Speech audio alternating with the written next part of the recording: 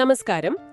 ഇന്ന് നമ്മൾ ബുദ്ധി അഥവാ ഇന്റലിജൻസ് എന്ന വിഷയത്തിലേക്ക് കുറച്ചുകൂടി ആഴത്തിലിറങ്ങി ചെല്ലുകയാണ്. നമസ്കാരം. ബുദ്ധി എന്ന് പറഞ്ഞാല് അതൊറ്റയൊരു കാര്യമല്ല, പല പല ഘടകങ്ങൾ ചേർന്നതാണ് എന്ന് ശക്തമായി വാദിച്ച ഒരാളുണ്ട്, JP ഗിൽഫോർഡ്. അതെ. അദ്ദേഹത്തിന്റെ ആ സ്ട്രക്ചർ ഓഫ് ഇന്റലക്ട് എന്നൊരു ആശയമുണ്ടല്ലോ, അതാണ് നമ്മൾ ഇന്ന് പ്രധാനമായും സംസാരിക്കുന്നത്. നിങ്ങൾ ഷെയർ ചെയ്ത വിവരങ്ങൾ വെച്ച് എന്താണ് ഇതിന്റെ പ്രാധാന്യമെന്ന് നമുക്കൊന്ന് നോക്കാം. തീർച്ചയായും. പണ്ടൊക്കെ ആളുകൾ വിചാരിച്ചിരുന്നത് ബുദ്ധിക്ക് പൊതുവായിട്ട് ഒരു ജി ഫാക്ടർ ഉണ്ട് എന്നൊക്കെയായിരുന്നു സ്പിയർമാന്റെ ഒക്കെ ആശയം. ശരിയാണ്. എന്നാൽ ഗിൽഫോർഡ് അതിനോട് പൂർണ്ണമായി യോജിച്ചില്ല. അദ്ദേഹം പറഞ്ഞു, നമ്മുടെ ഈ മാനസിക കഴിവുകൾ അതങ്ങനെയല്ല, അതൊരു ക്യൂബ് പോലെയാണ്. പല മാനങ്ങളുണ്ട് ബുദ്ധിക്ക്. ഒരു ക്യൂബോ? ഇൻട്രസ്റ്റിംഗ്. അതെ. അപ്പോൾ നിങ്ങളുടെ കയ്യിലുള്ള വിവരങ്ങൾ വെച്ച് നമുക്ക് ആ ക്യൂബ് ഒന്ന് മെല്ലെ തുറന്നു നോക്കാം. എന്തുകൊണ്ടാണ് ഈ സ്പിയർമാന്റെയും പിന്നെ തേഴ്സ്റ്റന്റെയും ഒക്കെ ആശയങ്ങളെ അദ്ദേഹം പൂർണ്ണമായിട്ടങ്ങ് സ്വീകരിക്കാഞ്ഞത്? ഗിൽഫോർഡ് ഒരു മനഃശാസ്ത്രജ്ഞനായിരുന്നു. അദ്ദേഹത്തിന് തോന്നി, ഈ ജി ഫാക്ടർ പോലെ ഒരൊറ്റ സ്കോർ അത് വെച്ച് ബുദ്ധിയെ അളക്കുന്നത് ശരിയല്ല എന്ന്. എന്തുകൊണ്ട്? കാരണം സിമ്പിളായി പറഞ്ഞാൽ ഒരാൾക്ക് ചിലപ്പം കണക്ക് കൂട്ടാൻ ഭയങ്കര കഴിവുണ്ടാവും, പക്ഷേ ഭാഷ ഉപയോഗിക്കാൻ അത്ര മുടുക്കനായിരിക്കില്ല, അല്ലെങ്കിൽ തിരിച്ചും. അപ്പോ ബുദ്ധി എന്നത് ഒന്നല്ല, പല പല കഴിവുകളുടെ ഒരു കൂട്ടമാണെന്ന് അദ്ദേഹം വാദിച്ചു. ഈ വ്യത്യസ്ത കഴിവുകൾ ഏതൊക്കെയാണെന്ന് തിരിച്ചറിയാൻ അദ്ദേഹം ഫാക്ടർ അനാലിസിസ് എന്നൊരു സ്റ്റാറ്റിസ്റ്റിക്കൽ രീതി ഉപയോഗിച്ചു. Factor analysis? അതെ. ഒരുപാട് ഡാറ്റയിൽ നിന്ന് ചില പൊതുവായ ഘടകങ്ങൾ, പാറ്റേണുകളൊക്കെ കണ്ടെത്താൻ സഹായിക്കുന്ന ഒരു രീതിയാണത്. അങ്ങനെയാണ് അദ്ദേഹം തന്റെ മോഡലിലേക്ക് എത്തുന്നത്. പറഞ്ഞല്ലോ, അതിന് 3 മാനങ്ങൾ അഥവാ ഡയമെൻഷൻസ് കാണുമല്ലോ, അല്ലേ? അതെ, 3 മാനങ്ങൾ. ഒന്നാമത്തേത് ഉള്ളടക്കങ്ങൾ, കണ്ടന്റ്സ് ഡയമെൻഷൻ എന്ന് പറയും. ഉള്ളടക്കം എന്നുവെച്ചാൽ നമ്മുടെ മനസ്സ് ഏത് തരം വിവരമാണ് ഉപയോഗിക്കുന്നത് എന്നത്. ഇപ്പോൾ നിങ്ങളൊരു ചിത്രം ഓർത്തെടുക്കാൻ ശ്രമിക്കുകയാണെങ്കിൽ അവിടെ വിഷ്വൽ കണ്ടന്റാണ് ഉപയോഗിക്കുന്നത്, കാഴ്ചയുമായി ബന്ധപ്പെട്ടത്. ശരി. എന്നാൽ ഒരു വാക്കിന്റെ അർത്ഥം എന്താണെന്ന് ആലോചിക്കുമ്പോഴോ അവിടെ സെമാന്റിക് കണ്ടന്റാണ്, വാക്കുകൾ, ആശയങ്ങൾ. അതുപോലെ സിംബോളിക്, ചിഹ്നങ്ങൾ, അക്ഷരങ്ങൾ, അക്കങ്ങളൊക്കെ. പിന്നെ ഓഡിറ്ററി, കേൾക്കുന്ന കാര്യങ്ങൾ. അതുപോലെ ബിഹേവിയറൽ, മറ്റുള്ളവരുടെ ഭാവങ്ങളൊക്കെ മനസ്സിലാക്കുന്നത്. അങ്ങനെ 5 തരം ഉള്ളടക്കങ്ങൾ. Visual, auditory, symbolic, semantic, behavioural, 5 ഉള്ളടക്കങ്ങൾ. അപ്പോൾ രണ്ടാമത്തെ മാനം എന്താണ്? അത് പ്രവർത്തനങ്ങൾ, ഓപ്പറേഷൻസ് ഡയമെൻഷൻ. പ്രവർത്തനങ്ങൾ, അതായത് ഈ കിട്ടിയ വിവരം വെച്ച് മനസ്സ് എന്ത് ചെയ്യുന്നു, എന്ത് ഓപ്പറേഷനാണ് നടത്തുന്നത് എന്നത്. ഉദാഹരണത്തിന്, ചിലപ്പോൾ നമ്മൾ കാര്യങ്ങൾ വെറുതെ മനസ്സിലാക്കുകയേ വേണ്ടൂ, അതിനെ കോഗ്നിഷൻ എന്ന് പറയും. ചിലപ്പോൾ കിട്ടിയ വിവരം ഓർമ്മയിൽ സൂക്ഷിക്കണം, പിന്നീട് എടുക്കണം, അത് മെമ്മറി. ഓർത്തെടുക്കുന്നത്. അതെ. പിന്നെ ഒരു ചോദ്യത്തിന് അല്ലെങ്കിൽ ഒരു പ്രശ്നത്തിന് പല പല ഉത്തരങ്ങൾ നമ്മൾ ചിന്തിക്കില്ലേ, ക്രിയേറ്റീവായിട്ട്? ബ്രെയിൻ സ്റ്റോം ചെയ്യുന്ന പോലെയോ? ഏതാണ്ട് അതുപോലെ. അതിനെ ഡൈവേർജന്റ് പ്രൊഡക്ഷൻ എന്ന് പറയും. എന്നാൽ ചില ചോദ്യങ്ങൾക്ക് ഒറ്റ ശരിയുത്തരമേ കാണൂ, അത് കണ്ടെത്തുന്നത് കൺവേർജന്റ് പ്രൊഡക്ഷൻ. ശരിയുത്തരം കണ്ടെത്തൽ. അതെ. പിന്നെ കിട്ടിയ വിവരങ്ങൾ ശരിയാണോ നല്ലതാണോ എന്നൊക്കെ നമ്മൾ വിലയിരുത്തും, അതാണ് ഇവാലുവേഷൻ. അങ്ങനെ 5 പ്രവർത്തനങ്ങൾ: cognition, memory, divergent, convergent, evaluation. 5 എണ്ണം. അപ്പോ മൂന്നാമത്തെ മാനം അത് ഉൽപ്പന്നങ്ങൾ അഥവാ പ്രോഡക്ട്സ് ആണല്ലേ? അതെ. ഈ ഉള്ളടക്കങ്ങളിൽ ഈ പ്രവർത്തനങ്ങൾ നടക്കുമ്പോൾ എന്ത് രൂപത്തിലുള്ള ഫലമാണ് ഉണ്ടാകുന്നത് എന്നതാണ് ഉൽപ്പന്നങ്ങൾ. അതായത് ഒരൊറ്റ വിവരം അല്ലെങ്കിൽ ഒരു ആശയം, അതൊരു യൂണിറ്റ് ആകാം, ഒരു സിംഗിൾ ഐറ്റം. അതെ. ഇനി പൊതുവായ സ്വഭാവമുള്ള കുറേ കാര്യങ്ങളെ നമ്മൾ ഒന്നിച്ച് ഗ്രൂപ്പ് ചെയ്ത് കാണില്ലേ, അതൊരു ക്ലാസ്സാണ്. കാര്യങ്ങൾ തമ്മിലുള്ള ബന്ധങ്ങൾ മനസ്സിലാക്കുന്നത്, റിലേഷൻ. പല ഭാഗങ്ങൾ ചേർന്നുണ്ടാകുന്ന ഒരു ഘടന, അതൊരു സിസ്റ്റമാണ്. ചിലപ്പോൾ നമ്മൾ വിവരങ്ങളെ ഒന്നും മാറ്റിമറിക്കും, പുതിയ രൂപത്തിലാക്കും. അതാണ് ട്രാൻസ്ഫോർമേഷൻ. മാറ്റങ്ങൾ വരുത്തുന്നത്. ഉള്ള വിവരത്തിൽ നിന്ന് പുതിയ ചില കാര്യങ്ങൾ ഊഹിച്ചെടുക്കുന്നത് അല്ലെങ്കിൽ പ്രവചിക്കുന്നത്, അതാണ് ഇംപ്ലിക്കേഷൻ. അങ്ങനെ 6 തരം ഉൽപ്പന്നങ്ങൾ: unit, class, relation, system, transformation, implication. അപ്പോ ഈ 5 ഉള്ളടക്കങ്ങൾ, 5 പ്രവർത്തനങ്ങൾ, പിന്നെ ഈ 6 ഉൽപ്പന്നങ്ങൾ, ഇവയെല്ലാം ചേരുമ്പോൾ 5 ഗുണം 5 ഗുണം 6 150. 150ഓളം വ്യത്യസ്ത കഴിവുകൾ ഉണ്ടെന്നാണോ ഗിൽഫോർഡ് പറഞ്ഞത്? അതെ, കൃത്യമായി പറഞ്ഞാൽ തുടക്കത്തിൽ അദ്ദേഹം 120 എണ്ണമാണ് പറഞ്ഞിരുന്നത്. പിന്നീട് ഈ ഉള്ളടക്കത്തിലെ ഫിഗറൽ എന്നൊരെണ്ണത്തിനെ വിഷ്വൽ എന്നും ഓഡിറ്ററി എന്നും രണ്ടായി തിരിച്ചപ്പോഴാണ് 150 ആയത്. 150 കഴിവുകൾ. ഇത് വിശ്വസിക്കാൻ കുറച്ച് പാടാണല്ലോ. ശരിയാണ്, കേൾക്കുമ്പോൾ അവിശ്വസനീയമായി തോന്നാം. പക്ഷേ ഗിൽഫോർഡ് പറഞ്ഞത് നമ്മുടെ ഓരോ ചെറിയ മാനസിക പ്രവർത്തനം പോലും ഈ 3 മാനങ്ങളുടെയും ഒരു കോമ്പിനേഷനാണെന്നാണ്. ഒരു ഉദാഹരണം പറയാമോ, കുറച്ചുകൂടി വ്യക്തമാകാൻ? പറയാം. ഇപ്പോ നിങ്ങളൊരു സുഡോക്കു പസിൽ ചെയ്യുകയാണെന്ന് വെക്കുക.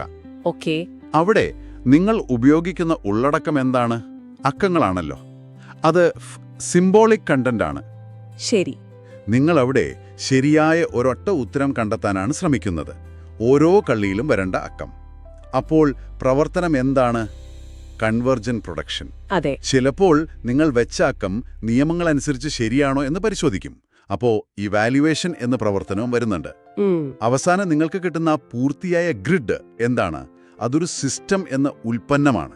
കാരണം എല്ലാ ഭാഗങ്ങളും പരസ്പരം ബന്ധപ്പെട്ട് ഒരു പൂർണ്ണരൂപമായിരിക്കുന്നു. കൊള്ളാം. അങ്ങനെ നോക്കുമ്പോ ഒരു പ്രവർത്തനം തന്നെ പല കഴിവുകൾ ചേർന്നതാണല്ലേ? അതെ, അതാണ് ഗിൽഫോർഡ് പറയാൻ ശ്രമിച്ചത്. അതുകൊണ്ട് 150 എന്നത് അത്ര അതിശയോക്തിയല്ല. ഇതിൽ 100-ലധികം കഴിവുകൾ പരീക്ഷണങ്ങളിലൂടെ കണ്ടെത്താൻ സാധിച്ചിട്ടുണ്ട് എന്നും അദ്ദേഹം അവകാശപ്പെട്ടു. ഈ സിദ്ധാന്തം വളരെ വിശദവും സങ്കീർണവുമാണല്ലോ. ഇതിനെതിരെ വിമർശനങ്ങൾ ഉണ്ടായിരുന്നോ? തീർച്ചയായും ധാരാളം വിമർശനങ്ങൾ ഉണ്ടായിട്ടുണ്ട്. പ്രധാനമായും ഐസങ്ക് പോലുള്ളവർ. എന്തായിരുന്നു പ്രധാന വിമർശനം? ഒന്ന്, ഈ 150 കഴിവുകളും വളരെ നാരോ ആണ്, വളരെ സ്പെസിഫിക് ആണ്. അതുകൊണ്ട് ഒരാളുടെ പഠനത്തിലെ വിജയം അല്ലെങ്കിൽ ജോലിയിലെ പ്രകടനം, ഭാവിയിലെ കാര്യങ്ങൾ ഇതൊന്നും പ്രവചിക്കാൻ ഈ കഴിവുകൾ വെച്ച് അത്ര എളുപ്പമല്ല എന്നായിരുന്നു വാദം. പ്രായോഗികമായിട്ട് വലിയ ഉപയോഗമില്ല എന്ന്. ഏതാണ്ടത്. പിന്നെ ഈ 150 കഴിവുകളും ശരിക്കും അങ്ങോട്ടും ഇങ്ങോട്ടും ബന്ധമില്ലാത്ത സ്വതന്ത്രമായവയാണോ എന്നതിലും സംശയങ്ങളുണ്ടായി. ചില ഗവേഷകർ വാദിച്ചത് ഇവ തമ്മിൽ ബന്ധങ്ങളുണ്ട്, അത്ര സ്വതന്ത്രമല്ല എന്നാണ്. ഗിൽഫോർഡ് ഉപയോഗിച്ച സ്റ്റാറ്റിസ്റ്റിക്കൽ രീതി ഫാക്ടർ അനാലിസിസ്, അതിനെക്കുറിച്ചും വിമർശനമുണ്ടായിരുന്നു. ഉവ്, ആ രീതി അദ്ദേഹം ഉപയോഗിച്ചതിലെ ചില സാങ്കേതിക പ്രശ്നങ്ങളെക്കുറിച്ചും വിമർശനങ്ങൾ വന്നിട്ടുണ്ട്. അപ്പോ ഇത്രയധികം വിമർശനങ്ങൾ ഉണ്ടായിട്ടും ഈ സിദ്ധാന്തത്തിന് ഇന്നെന്തെങ്കിലും പ്രസക്തിയുണ്ടോ? അതോ വെറുമൊരു ചരിത്രപരമായ കൗതുകം മാത്രമാണോ? അല്ലല്ല, അങ്ങനെയല്ല. വിമർശനങ്ങൾ ഒരുപാടുണ്ടെങ്കിലും ഗിൽഫോർഡിന്റെ SOE മോഡൽ ബുദ്ധിയെക്കുറിച്ചുള്ള നമ്മുടെ ചിന്തകളെ ഒരുപാട് സ്വാധീനിച്ചിട്ടുണ്ട്. എങ്ങനെ? പ്രധാനമായും ബുദ്ധി എന്നത് ഒരൊറ്റ ഘടകമല്ല, അത് ബഹുമുഖമാണ്, പല പല കഴിവുകൾ ചേർന്നതാണ് എന്ന ചിന്തയ്ക്ക് വലിയൊരു ഊർജം നൽകി ഈ സിദ്ധാന്തം. മൾട്ടിപ്പിൾ ഇന്റലിജൻസ് പോലെയുള്ള? അതെ, ഹോവാർഡ് ഗാർഡനറുടെ മൾട്ടിപ്പിൾ ഇന്റലിജൻസസ് പോലുള്ള സിദ്ധാന്തങ്ങൾക്ക് ഒരു തരത്തിൽ ഇത് പ്രചോദനമായിട്ടുണ്ടാവാം. അതുപോലെ ഇന്ന് നമ്മൾ ഉപയോഗിക്കുന്ന ചില ബുദ്ധി പരീക്ഷകളിൽ, പ്രത്യേകിച്ച് ക്രിയാത്മകത അളക്കാനുള്ള ചില ടെസ്റ്റുകളിലൊക്കെ ഗിൽഫോർഡിന്റെ ആശയങ്ങളുടെ, പ്രത്യേകിച്ച് ഈ ഡൈവർജന്റ് പ്രൊഡക്ഷൻ എന്ന ആശയത്തിന്റെ സ്വാധീനം കാണാൻ പറ്റും. അപ്പോൾ ചുരുക്കി പറഞ്ഞാൽ ഗിൽഫോർഡിന്റെ സംഭാവന എന്താണ്? ബുദ്ധിയെ ഒരു ഏകശിലാരൂപമായി കാണാതെ അതിനെ ഒരുപാട് തലങ്ങളുള്ള ഒന്നായി കണ്ടു, അല്ലേ? അതെ, നമ്മൾ എന്ത് തരം വിവരം, അതാണ് ഉള്ളടക്കം, എടുക്കുന്നു, അത് വെച്ച് മനസ്സ് എന്ത് ചെയ്യുന്നു, അതാണ് പ്രവർത്തനം, അതിൻ്റെ ഫലമായി എന്ത് രൂപത്തിലുള്ള ഔട്ട്പുട്ട് ഉണ്ടാകുന്നു, അതാണ് ഉൽപ്പന്നം. ഈ 3 മാനങ്ങളുടെ ഒരു സംയോജിത രൂപമാണ് ബുദ്ധിപരമായ ഓരോ പ്രവർത്തനവും. ഇതാണ് അദ്ദേഹത്തിന്റെ മോഡലിന്റെ കാതൽ. വളരെ വ്യക്തമായി പറഞ്ഞു. ഒരു കാര്യം ഓർക്കണം, ഒരുപക്ഷേ ഈ 150 കഴിവുകളും അത്ര കൃത്യമായി വേറിട്ട് നിൽക്കുന്നവയല്ലായിരിക്കാം. എങ്കിലും ബുദ്ധി എത്രമാത്രം സങ്കീർണമാണ്, എത്രമാത്രം വൈവിധ്യമുള്ളതാണ് എന്ന് മനസ്സിലാക്കാൻ ഈ SOE മോഡൽ നമ്മളെ ശരിക്കും സഹായിക്കുന്നുണ്ട്. ശരിയാണ്. ഒരു ചോദ്യം ഞാൻ നിങ്ങൾക്കായി വിടാം, കേൾക്കുന്നവർക്കായി. നിങ്ങളുടെ സ്വന്തം കഴിവുകളെക്കുറിച്ചൊന്ന് ചിന്തിച്ചു നോക്കൂ. നിങ്ങളുടെ എല്ലാ കഴിവുകളും, കണക്ക് കൂട്ടാനുള്ള കഴിവ്, ഭാഷ കൈകാര്യം ചെയ്യാനുള്ള കഴിവ്, ചിത്രം വരയ്ക്കാനുള്ള കഴിവ്, മറ്റുള്ളവരുമായി ഇടപഴകാനുള്ള കഴിവ്, ഇതെല്ലാം കൂടി ചേർത്ത് ഒറ്റ ബുദ്ധി എന്ന നിലയിലാണോ നിങ്ങൾക്ക് അനുഭവപ്പെടുന്നത്? രസകരമായ ചോദ്യം. അതോ ഗിൽഫോർഡ് പറഞ്ഞതുപോലെ ഇവയൊക്കെ ഒരു തരത്തിൽ വ്യത്യസ്തമായ എന്നാൽ പരസ്പരം ബന്ധമുള്ള കഴിവുകളുടെ ഒരു കൂട്ടമായിട്ടാണോ തോന്നുന്നത്? ഒരുപക്ഷേ നമ്മൾ സാധാരണ ബുദ്ധിയെ അളക്കാൻ ഉപയോഗിക്കുന്ന രീതികൾ അത് വളരെ പരിമിതമാണോ? ചിന്തിക്കേണ്ട വിഷയമാണല്ലേ? ഇന്ന് നമ്മൾ ഹോവാർഡ് ഗാർഡനറുടെ വളരെ ഇൻട്രസ്റ്റിംഗ് ആയ ഒരു തിയറിയെക്കുറിച്ചാണ് സംസാരിക്കാൻ പോകുന്നത്. അതെ, ബഹുമുഖ ബുദ്ധിശക്തി സിദ്ധാന്തം, മൾട്ടിപ്പിൾ ഇന്റലിജൻസസ് തിയറി. നമ്മളൊക്കെ സാധാരണ ബുദ്ധി എന്ന് പറയുമ്പോൾ ഓർക്കുന്നതിൽ നിന്ന് കുറച്ച് വ്യത്യസ്തമായ ഒരു കാഴ്ചപ്പാടാണിത്. ശരിയാണ്.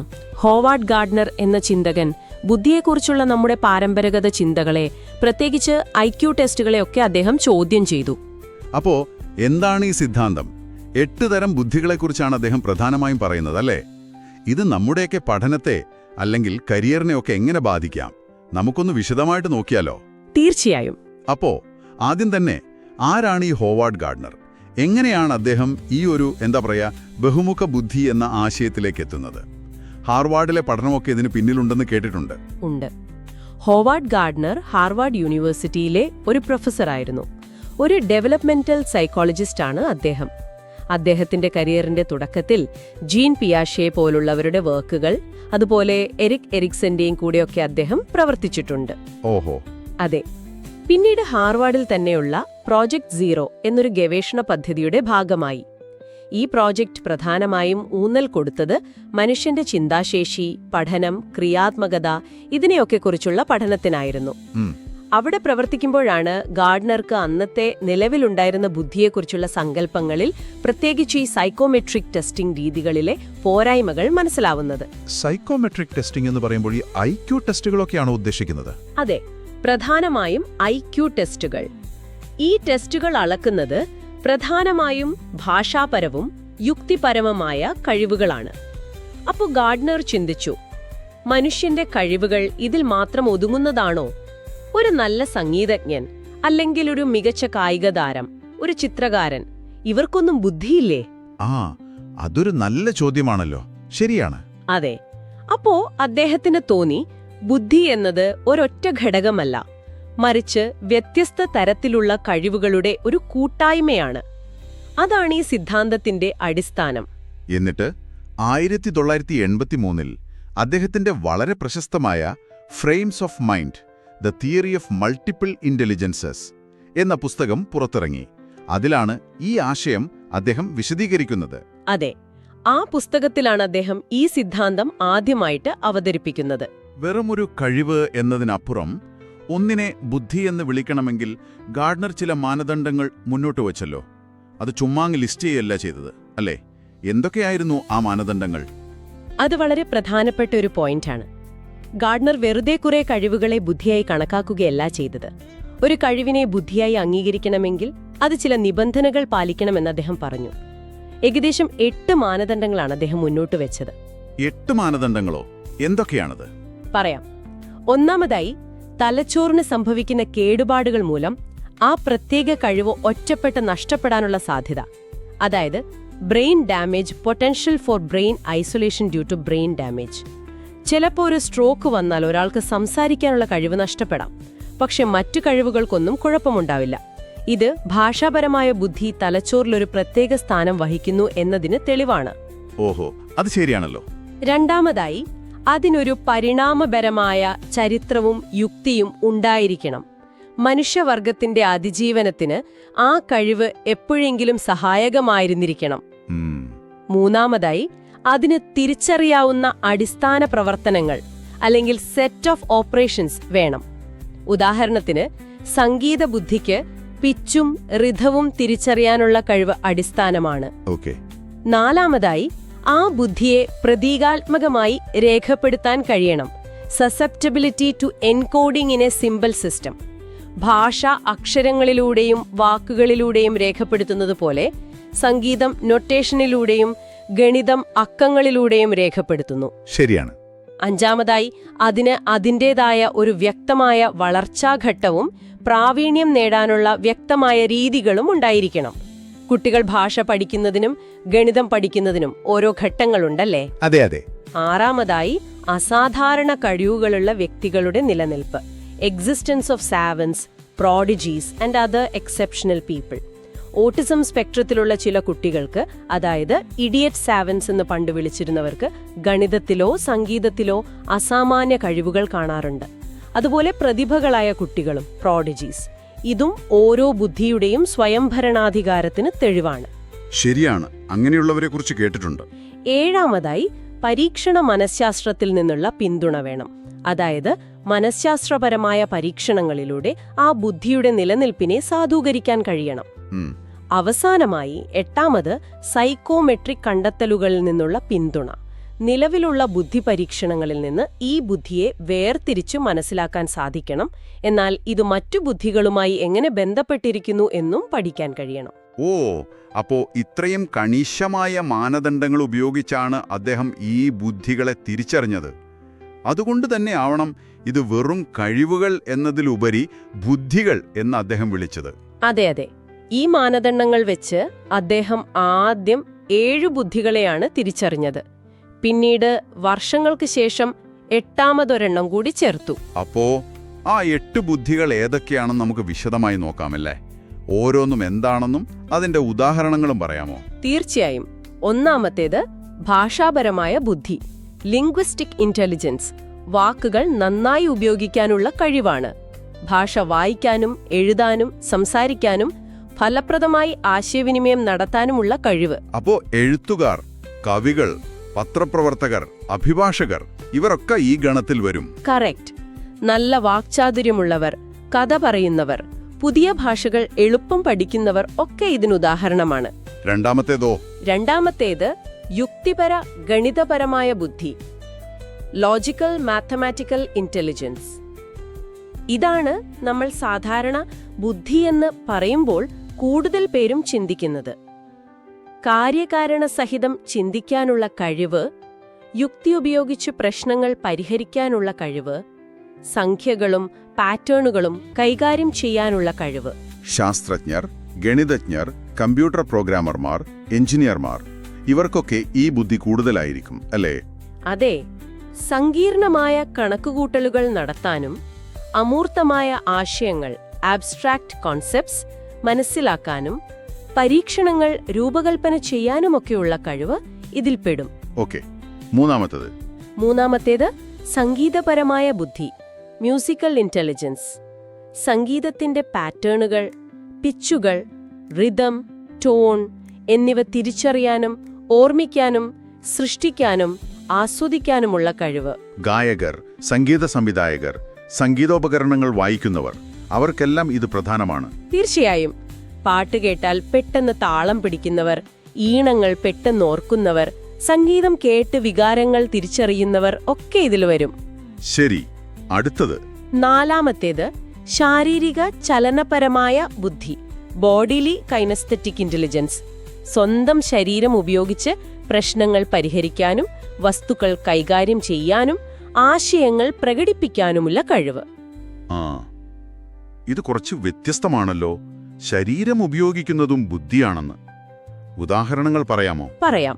കായിക താരങ്ങൾ, നർത്തകർ, നടീനടന്മാർ, ശസ്ത്രക്രിയാ വിദഗ്ധർ, സർജൻസ്, കരകൗശല വിദഗ്ധർ ഇവരെല്ലാം ഈ ബുദ്ധി നന്നായി ഉപയോഗിക്കുന്നവരാണ്.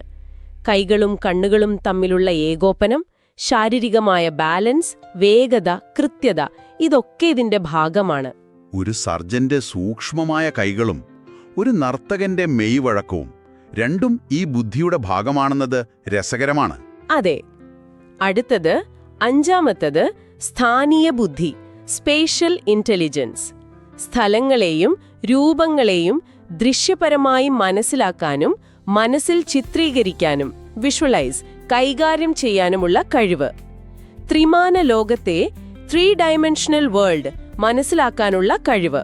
ഓഹോ, ഇത് ആർക്കിടെക്റ്റുകൾക്കും ശില്പികൾക്കും പെയിന്റർമാർക്കും പിന്നെ വഴി കണ്ടുപിടിക്കാൻ കഴിവുള്ളവർക്കും നാവികർ, പൈലറ്റുമാർ ഇവർക്കൊക്കെ പ്രധാനപ്പെട്ടതാണല്ലേ?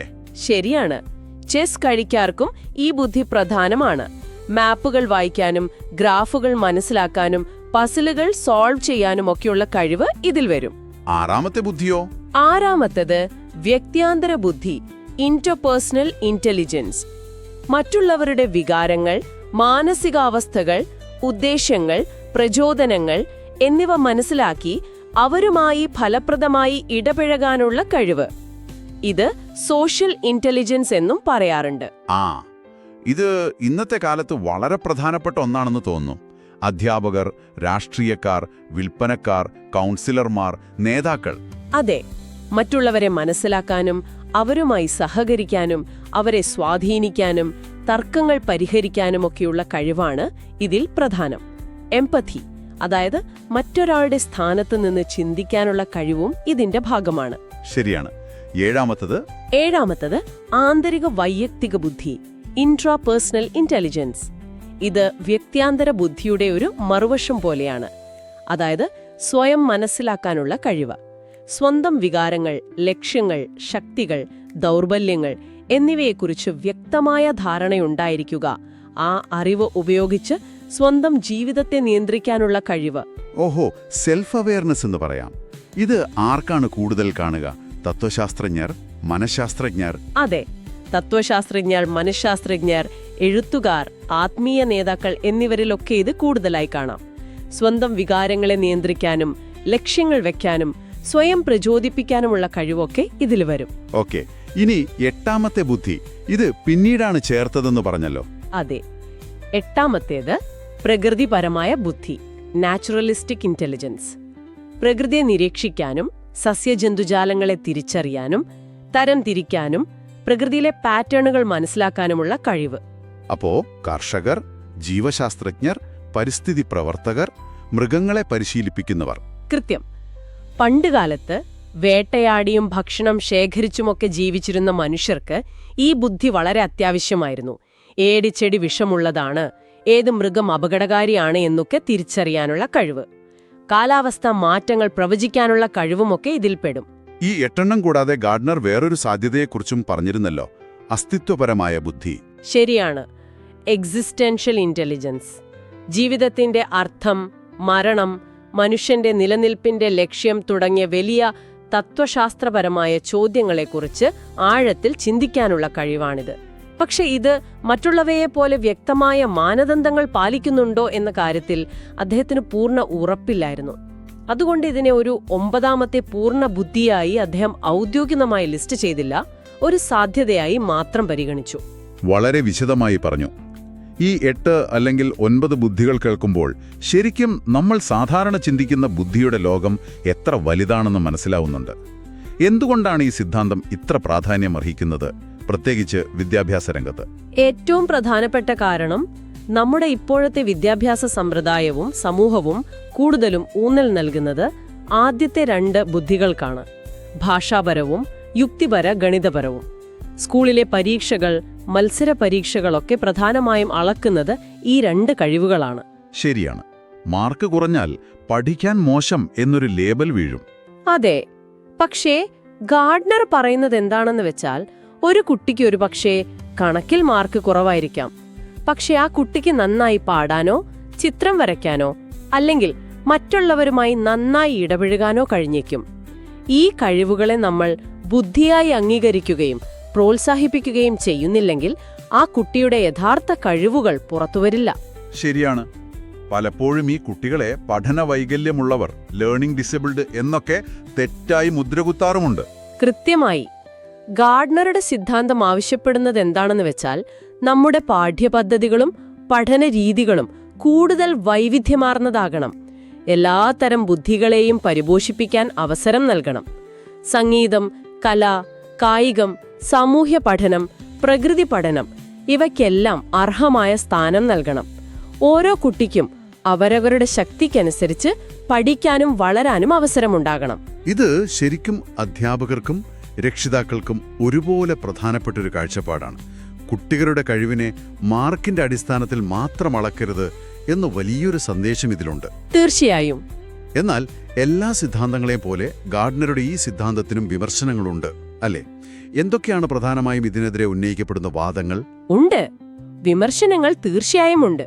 ഒന്നാമത്തെ പ്രധാന വിമർശനം, ഈ പറയുന്ന ബുദ്ധികൾ ശരിക്കും എത്രത്തോളം വേറിട്ടതാണ്, സ്വതന്ത്രമാണ്, ഇൻഡിപെൻഡന്റ് എന്നതിന് ശക്തമായ എംപിരിക്കൽ, അതായത് പരീക്ഷണങ്ങളിലൂടെയുള്ള തെളിവുകൾ കുറവാണ് എന്നതാണ്. പല ബുദ്ധികളും തമ്മിൽ നല്ല പരസ്പര ബന്ധം, കോറിലേഷൻ കാണിക്കുന്നുണ്ട്. ഓഹോ. രണ്ടാമതായി, ഈ ബുദ്ധികളെ കൃത്യമായി അളക്കാൻ, മെഷർ ചെയ്യാൻ വിശ്വസനീയമായ ടെസ്റ്റുകൾ ഇല്ല എന്നൊരു വാദമുണ്ട്. IQ ടെസ്റ്റുകൾ പോലെ സ്റ്റാൻഡേർഡായ അളവുകോലുകൾ ഇതിനില്ല. അതുകൊണ്ട് തന്നെ ഇതിനെ ശാസ്ത്രീയമായി പഠിക്കാൻ പ്രയാസമാണ്. അതൊരു പ്രശ്നം തന്നെയാണല്ലോ. പിന്നെ ചില മനഃശാസ്ത്രജ്ഞർ വാദിക്കുന്നത് ഗാർട്ട്നർ ബുദ്ധിയെന്ന് വിളിക്കുന്നത് യഥാർത്ഥത്തിൽ ബുദ്ധിയല്ല, മറിച്ചവ കഴിവുകൾ, ടാലൻസ്, അഭിരുചികൾ, ആപ്റ്റിറ്റ്യൂഡ്സ് അല്ലെങ്കിൽ കോഗ്നിറ്റീവ് സ്റ്റൈൽസ് മാത്രമാണ് എന്നാണ്. അതുപോലെ മനഃശാസ്ത്രത്തിൽ വളരെ പ്രബലമായ ഒരു ആശയമാണ് ജി ഫാക്ടർ അഥവാ പൊതുവായ ബുദ്ധി, ജനറൽ ഇന്റലിജൻസ്. അതായത് എല്ലാ തരം വൈജ്ഞാനിക ജോലികളുടെയും കോഗ്നിറ്റീവ് ടാസ്ക്സിന്റെയും അടിസ്ഥാനത്തിൽ ഒരു പൊതുവായ ബുദ്ധിശക്തി ഉണ്ട് എന്ന ആശയം. ഗാർട്ട്നറുടെ സിദ്ധാന്തം ഈ പൊതുബുദ്ധി എന്ന ആശയത്തിന് വേണ്ടത്ര പ്രാധാന്യം നൽകുന്നില്ല എന്നും വിമർശനമുണ്ട്. അപ്പോൾ ഈ വിമർശനങ്ങളെല്ലാം നിലനിൽക്കുന്നുണ്ട്. എങ്കിലും വിദ്യാഭ്യാസ രംഗത്തും മറ്റും ഈ സിദ്ധാന്തം വലിയ സ്വാധീനം ചെലുത്തിയിട്ടുണ്ട് എന്നത് കാണാതിരിക്കാൻ പറ്റില്ല. തീർച്ചയായും വിമർശനങ്ങൾ ഉണ്ടെങ്കിൽ പോലും ഹോവാർഡ് ഗാർഡ്നറുടെ സിദ്ധാന്തം മനുഷ്യന്റെ കഴിവിനെയും ബുദ്ധിയെയും കുറിച്ചുള്ള നമ്മുടെ ചിന്തയെ വിശാലമാക്കാൻ ഒരുപാട് സഹായിച്ചിട്ടുണ്ട്. ഓരോ വ്യക്തിയും വ്യത്യസ്തരാണെന്നും ഓരോരുത്തർക്കും അവരവരുടേതായ ശക്തികളും കഴിവുകളും ഉണ്ടെന്നും ഓർമ്മിപ്പിക്കാൻ ഈ സിദ്ധാന്തത്തിന് കഴിഞ്ഞു. ഇത് വിദ്യാഭ്യാസ രീതികളെക്കുറിച്ച് പുതിയ രീതിയിൽ ചിന്തിക്കാൻ പ്രേരിപ്പിച്ചു. ശരിയാണ്. ചുരുക്കത്തിൽ പറഞ്ഞാൽ ബുദ്ധി എന്നത് ഒരു ഒറ്റ അളവുകോൽ വെച്ച് അളക്കേണ്ട ഒന്നല്ല, മറിച്ച് പല മുഖങ്ങളുള്ള ഒന്നാണെന്ന് ഗാർഡ്നർ നമ്മെ പഠിപ്പിക്കുന്നു. ഒരുപക്ഷെ നിങ്ങൾ ഇപ്പോൾ കേട്ടുകൊണ്ടിരിക്കുമ്പോൾ നിങ്ങളെ ഏറ്റവും ശക്തമായ ബുദ്ധി ഇതിൽ ഏതാണെന്ന് ചിന്തിക്കുന്നുണ്ടാവാം. അതെ, നിങ്ങളുടെ ഭാഷാപരമായ കഴിവുകളാണോ, അതോ സംഗീതത്തിലുള്ള താൽപ്പര്യമാണോ, മറ്റുള്ളവരുമായി ഇടപഴകാനുള്ള ശേഷിയാണോ, അതോ പ്രകൃതിയോടുള്ള ഇഷ്ടമാണോ കൂടുതൽ? നിങ്ങളുടെ ആ കഴിവുകൾ നിങ്ങൾ വേണ്ടവിധം തിരിച്ചറിയുകയും ഉപയോഗിക്കുകയും ചെയ്യുന്നുണ്ടോ എന്ന് ആലോചിക്കുന്നത് നന്നായിരിക്കും. തീർച്ചയായും നമ്മുടെ കഴിവുകളെ പുതിയൊരു വെളിച്ചത്തിൽ കാണാൻ ഇത് സഹായിക്കും. നിങ്ങൾക്കായി ഒരു അവസാന ചിന്ത കൂടി പങ്കുവെക്കട്ടെ. ഗാർഡ്നർ ഈ 8 ബുദ്ധികളെക്കുറിച്ച് പറഞ്ഞല്ലോ. എന്നാൽ ഇന്ന് നമ്മൾ ജീവിക്കുന്നത് ഒരു ഡിജിറ്റൽ യുഗത്തിലാണ്. വിവരങ്ങൾ വിരൽത്തുമ്പിൽ കിട്ടുന്ന സാങ്കേതിക വിദ്യ ജീവിതത്തിന്റെ ഭാഗമായ ഒരു കാലം. അതെ. അപ്പോ എനിക്കൊരു സംശയം. ഈ കാലഘട്ടത്തിൽ വിവരങ്ങൾ അതിവേഗം കണ്ടെത്താനും ഓൺലൈനിൽ കിട്ടുന്ന വിവരങ്ങളെ വിമർശനാത്മകമായി വിലയിരുത്താനും ഡിജിറ്റൽ ഉപകരണങ്ങളെയും സോഫ്റ്റ്വെയറുകളെയും ക്രിയാത്മകമായി ഉപയോഗിക്കാനും ഓൺലൈനിൽ ഉത്തരവാദിത്തത്തോടെ പെരുമാറാനുമുള്ള കഴിവിനെ, ഇതിനെയെല്ലാം ചേർത്ത് ഒരു പുതിയ ഡിജിറ്റൽ ബുദ്ധി, ഡിജിറ്റൽ ഇന്റലിജൻസ് ഓർ DQ ആയി പരിഗണിക്കേണ്ടതുണ്ടോ? ഗാർഡ്നറുടെ ലിസ്റ്റിൽ ഒരു 9ാമത്തെയോ 10ാമത്തെയോ ബുദ്ധിയായി ഇതിനെ കാണാൻ പറ്റുമോ? അതൊരു വളരെ പ്രസക്തമായ ചോദ്യമാണല്ലോ. ഡിജിറ്റൽ ഇന്റലിജൻസ് ഇന്നത്തെ കാലത്ത് അത്യാവശ്യമുള്ളൊരു കഴിവ് തന്നെയാണത്. അതെ. ഇതൊരു പക്ഷേ ഗാർഡ്നർ വിഭാവനം ചെയ്ത ചട്ടക്കൂടിൽ ഒതുങ്ങുമോ, അതോ അതിനപ്പുറത്തേക്ക് പോകുന്ന ഒന്നാണോ? ഇത് നിങ്ങൾക്ക് തുടർന്ന് ആലോചിക്കാവുന്ന, ചർച്ച ചെയ്യാവുന്ന ഒരു വിഷയമാണ്. തീർച്ചയായും വളരെ നല്ലൊരു ചിന്തയാണ്. അപ്പോൾ ഹൊവാർഡ് ഗാർഡ്നറുടെ ബഹുമുഖ ബുദ്ധി സിദ്ധാന്തത്തെക്കുറിച്ചുള്ള ഈ ആഴത്തിലുള്ള സംഭാഷണം നിങ്ങൾക്ക് പ്രയോജനപ്പെട്ടു എന്ന് കരുതുന്നു. നിങ്ങളുടെ കഴിവുകളെക്കുറിച്ച് പുതിയൊരു കാഴ്ചപ്പാട് ലഭിച്ചിട്ടുണ്ടാവാം. റോബർട്ട് സ്റ്റേൺബർഗിന്റെ ബുദ്ധിയെക്കുറിച്ചുള്ള ട്രയാർക്കിക് സിദ്ധാന്തം അഥവാ ട്രയാർക്കിക് തിയറി ഓഫ് ഇന്റലിജൻസ്, അതാണ് നമ്മൾ ഇന്ന് കുറച്ചും കൂടെ ആഴത്തിൽ നോക്കാൻ പോകുന്നത്. അതെ. യേൽ, സ്റ്റാൻഫോർഡ് എന്നിവിടങ്ങളിലൊക്കെ പ്രവർത്തിച്ച അമേരിക്കൻ സൈക്കോളജിക്കൽ അസോസിയേഷൻ പ്രസിഡന്റ് ഒക്കെ ആയിരുന്ന ആളാണ് സ്റ്റേൺബർഗ്. അപ്പോൾ ബുദ്ധിയെക്കുറിച്ച് നമ്മൾ സാധാരണ ചിന്തിക്കുന്നതിൽ നിന്ന് കുറച്ചും കൂടെ വിശാലമായ ഒരു കാഴ്ചപ്പാടാണ് അദ്ദേഹം മുന്നോട്ട് വെച്ചത്, അല്ലേ? ശരിയാണ്. അതായത് മുൻപുള്ള സിദ്ധാന്തങ്ങൾ തെറ്റാണെന്നല്ല അദ്ദേഹം പറഞ്ഞത്, പക്ഷേ അവ പൂർണ്ണമല്ലായിരുന്നു, ഒരു അപൂർണതയുണ്ടായിരുന്നു. അപ്പോ അദ്ദേഹത്തിന്റെ സിദ്ധാന്തം വ്യക്തിയുടെ കഴിവുകൾക്കൊപ്പം തന്നെ ഈ സാമൂഹികവും സന്ദർഭോചിതവുമായ ഘടകങ്ങൾ, സോഷ്യൽ ആൻഡ് കണ്ടക്സ്റ്റുവൽ ഫാക്ടേഴ്സ് എന്നൊക്കെ പറയില്ലേ, അതും കൂടി പരിഗണിക്കുന്നുണ്ട്. പിന്നെ ഹോവാർഡ് ഗാർഡ്നറുടെ സിദ്ധാന്തം പോലെ തന്നെ ക്രിയേറ്റീവ് ഇന്റലിജൻസ്, ഒരു ക്രിയാത്മകമായ ബുദ്ധിയെ ഇതും അംഗീകരിക്കുന്നുണ്ട്. അത് പ്രധാനമാണ്. എന്നാൽ ഗാർഡ്നറുടെ ബാക്കിയുള്ള ബുദ്ധികളില്ലേ, അതിനെ സ്റ്റേൺബർഗ് 2ആയിട്ട് ചുരുക്കുകയാണ് ചെയ്തത്. ഒന്ന് അനലിറ്റിക്, അക്കാദമിക് കഴിവുകൾ. അതെ, അക്കാഡമിക് കഴിവുകൾ. പിന്നെ പ്രാക്ടിക്കൽ, അതായത് പ്രായോഗിക ബുദ്ധി. ഇവ രണ്ടും ജീവിതത്തിലെ വ്യത്യസ്ത തരം പ്രശ്നങ്ങൾ പരിഹരിക്കാൻ വേണ്ട കഴിവുകളാണ്. അപ്പോൾ ഈ ട്രയാർക്കിക് സിദ്ധാന്തം പേര് സൂചിപ്പിക്കുന്നത് പോലെ 3 ഘടകങ്ങൾ അല്ലേ? അതെ, 3 ഉപസിദ്ധാന്തങ്ങൾ ചേർന്നതാണ്. നമുക്കതിലെ ആദ്യത്തേതിലേക്ക് കടക്കാം. കോമ്പണൻഷ്യൽ അല്ലെങ്കിൽ അനാലിറ്റിക്കൽ ഉപസിദ്ധാന്തം. Exponential analytical sub theory. ഇത് നമ്മൾ സാധാരണ സ്കൂളിലും കോളേജിലുമൊക്കെ ഉപയോഗിക്കുന്ന തരം ബുദ്ധിയല്ലേ? അതെ, ഇതിനെ അക്കാഡമിക് പ്രശ്ന പരിഹാരമെന്ന് തന്നെ പറയാം. അതായത് മറ്റുള്ളവരുണ്ടാക്കിയ വ്യക്തമായ നിർവചനങ്ങളൊക്കെയുള്ള സാധാരണയായി ഒരൊറ്റ ശരി ഉത്തരം മാത്രമുള്ള തരം പ്രശ്നങ്ങൾ. പരീക്ഷയിലെ ചോദ്യങ്ങൾ അല്ലെങ്കിൽ പസിലുകളൊക്കെ പോലെ. അതെ അതെ, കൃത്യമായി പറഞ്ഞാൽ അതുതന്നെ. ഇത് വ്യക്തിയുടെ ആന്തരിക ലോകവുമായി ബന്ധപ്പെട്ടിരിക്കുന്നു എന്നാണ് സ്റ്റേൺബർഗ് പറയുന്നത്. ഇതിനെ അദ്ദേഹം വീണ്ടും 3ആയി തിരിക്കുന്നുണ്ട്. ഓഹോ. ഒന്ന്, മെറ്റാ കോമ്പോണന്റുകൾ. ഇവയാണ് നമ്മുടെ തലച്ചോറിലെ മാനേജർമാർ. അതെ, അതായത് ഉയർന്ന തലത്തിലുള്ള മാനസിക പ്രക്രിയകൾ. ഒരു പ്രശ്നം വന്നാൽ അതിനെ എങ്ങനെ അപഗ്രഥിക്കണം, എന്ത് തന്ത്രം ഉപയോഗിക്കണം, മറ്റുള്ള ഘടകങ്ങളെ എങ്ങനെ നിയന്ത്രിക്കണം, വിലയിരുത്തണം എന്നൊക്കെ തീരുമാനിക്കുന്നത് ഈ മെറ്റാ കോമ്പോണന്റുകളാണ്. ഓക്കെ, പ്ലാനിംഗ് ഒക്കെ ചെയ്യുന്നയാള്. അതെ. ഇനി 2, പെർഫോമൻസ് കോമ്പോണന്റുകൾ. ആ മാനേജർ തീരുമാനിച്ച കാര്യങ്ങൾ നടപ്പിലാക്കുന്ന തൊഴിലാളികൾ എന്ന് വേണമെങ്കിൽ പറയാം. വിവരങ്ങൾ മനസ്സിലാക്കുക, എൻകോഡ് ചെയ്യുക, ഓർമ്മയിൽ വയ്ക്കുക, hold information in short term memory, കണക്കുകൂട്ടലുകൾ നടത്തുക, പഴയ കാര്യങ്ങൾ ഓർത്തെടുക്കുക, retrieve information from long term memory. ഇതൊക്കെ ഇവരുടെ പണിയാണ്. മനസ്സിലായി. 3-ാമത്തേത് നോളജ് ആക്വിസിഷൻ കമ്പോണന്റുകൾ. പേരുപോലെ തന്നെ പുതിയ അറിവ് നേടാനും അത് സംഭരിക്കാനും ഉപയോഗിക്കുന്ന പ്രക്രിയകൾ. ചുരുക്കി പറഞ്ഞാൽ നമ്മുടെ പഠിക്കാനുള്ള ശേഷി, കപ്പാസിറ്റി ഫോർ ലേണിംഗ്. ഓക്കെ. അപ്പോ അക്കാഡമിക് ബുദ്ധി എന്ന് പറയുമ്പോഴും അതിനുള്ളിൽ ഇത്രയും കാര്യങ്ങൾ നടക്കുന്നുണ്ട്. തീർച്ചയായും. ഇനി 2-ാമത്തെ ഭാഗം, എക്സ്പീരിയൻഷ്യൽ അഥവാ ക്രിയേറ്റീവ് ഉപസിദ്ധാന്തം. ഇത് കേൾക്കുമ്പോൾ തന്നെ ഒരു ക്രിയേറ്റിവിറ്റിയുടെ ഒരു ഫീൽ ഉണ്ടല്ലോ. പുതിയ ആശയങ്ങൾ, വ്യത്യസ്തമായ ചിന്തകൾ. അതാണോ? അതുതന്നെ. നിലവിലുള്ള അറിവും കഴിവും ഒക്കെ ഉപയോഗിച്ച് പുതിയതും നോവലായിട്ടുള്ള അല്ലെങ്കിൽ മുൻപരിചയമില്ലാത്ത സാഹചര്യങ്ങളെ വിജയകരമായി നേരിടാനുള്ള കഴിവാണ് ക്രിയേറ്റീവ് ഇന്റലിജൻസ്. ഇതിൽ ഉൾക്കാഴ്ച, പിന്നെ പല കാര്യങ്ങളെ ഒരുമിച്ച് ചേർത്ത് പുതിയൊരെണ്ണം ഉണ്ടാക്കാനുള്ള കഴിവ്, സംശ്ലേഷണം എന്നൊക്കെ പറയും, അതും ഉൾപ്പെടുന്നു. ചിലപ്പോൾ ഇങ്ങനെയുള്ളവർ എന്താ പറയാ, പൊതുവെ നമ്മൾ തെറ്റാണെന്ന് കരുതുന്ന ഒരു ഉത്തരം പറഞ്ഞെന്ന് വരാം. കാരണം അവർ ആ പ്രശ്നത്തെ കാണുന്നത് ചിലപ്പോൾ വേറൊരു രീതിയിലായിരിക്കും. ശരിയാണ്, ഒരു ഔട്ട് ഓഫ് ദ ബോക്സ് ചിന്ത. അതെ. സ്റ്റേൺബർഗ് ഇതിനെ ബുദ്ധിയുടെ അനുഭവപരമായ വശം എന്നാണ് വിളിക്കുന്നത്. കാരണം ഇത് നമ്മുടെ ഉള്ളിലുള്ള ലോകത്തെ പുറത്തുള്ള ലോകവുമായി ബന്ധിപ്പിക്കുന്നു. ഇതിനും 2 ഭാഗങ്ങളുണ്ട്. ഓക്കെ. ഒന്ന്, നോവൽറ്റി. അതായത് മുൻപ് അനുഭവിച്ചിട്ടില്ലാത്ത ഒരു പുതിയ സാഹചര്യത്തെ കൈകാര്യം ചെയ്യാനുള്ള കഴിവ്, പുതിയ പ്രശ്നങ്ങൾ വരുമ്പോൾ. അതെ. 2, ഓട്ടോമേഷൻ. ഒരു കാര്യം നമ്മൾ കുറേ തവണ ചെയ്ത് പിന്നെ അതിനെക്കുറിച്ച് അധികം ചിന്തിക്കാതെ തന്നെ ഓട്ടോമാറ്റിക്കായിട്ട് വേഗത്തിൽ ചെയ്യാൻ പറ്റുന്ന ഒരു അവസ്ഥ. ഡ്രൈവിംഗ് പോലെയല്ലേ? ആദ്യം പഠിക്കുമ്പോൾ ശ്രദ്ധിക്കണം, പിന്നെ അത് തനിയെ പൊയ്ക്കോളും. അതെ അതെ, ഉദാഹരണം അത് തന്നെ. ഡ്രൈവിംഗ് പഠിച്ചു കഴിഞ്ഞാൽ പിന്നെ നമ്മൾ ഗിയർ മാറ്റുന്നതിനെക്കുറിച്ചോ ക്ലച്ച് ചവിട്ടുന്നതിനെക്കുറിച്ചോ അത്ര ബോധവാന്മാരായിരിക്കില്ല. അത് ഓട്ടോമേറ്റഡായി. ശരി. അപ്പൊ അതാണ് ക്രിയേറ്റീവ് അല്ലെങ്കിൽ എക്സ്പീരിയൻഷ്യൽ. ഇനി 3-ാമത്തേത് കോണ്ടെക്സ്റ്റുവൽ അഥവാ പ്രാക്ടിക്കൽ ഉപസിദ്ധാന്തം. ഇതാണോ നമ്മൾ ഈ നാട്ടുഭാഷയിൽ പറയുന്ന പ്രായോഗിക ബുദ്ധി അല്ലെങ്കിൽ സ്ട്രീറ്റ് സ്മാർട്ട്സ്? ഏകദേശം അതേ എന്ന് പറയാം. ദൈനംദിന ജീവിതവുമായി പൊരുത്തപ്പെടാനുള്ള കഴിവ്, അഡാപ്റ്റ് ടു എവറിഡേ ലൈഫ്. അതാണ് പ്രാക്ടിക്കൽ ഇന്റലിജൻസ്. ഓക്കെ.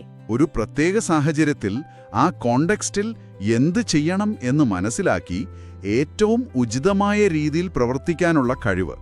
ചുറ്റുപാടുകളുമായി ഏറ്റവും നന്നായി ഫിറ്റാകാൻ ഫിറ്റ് ടു കോണ്ടെക്സ്റ്റ് എന്ന് പറയും. അതിന് സ്റ്റേൺബർഗ് 3 വഴികൾ പറയുന്നുണ്ട്. 3 വഴികളോ? അതെ.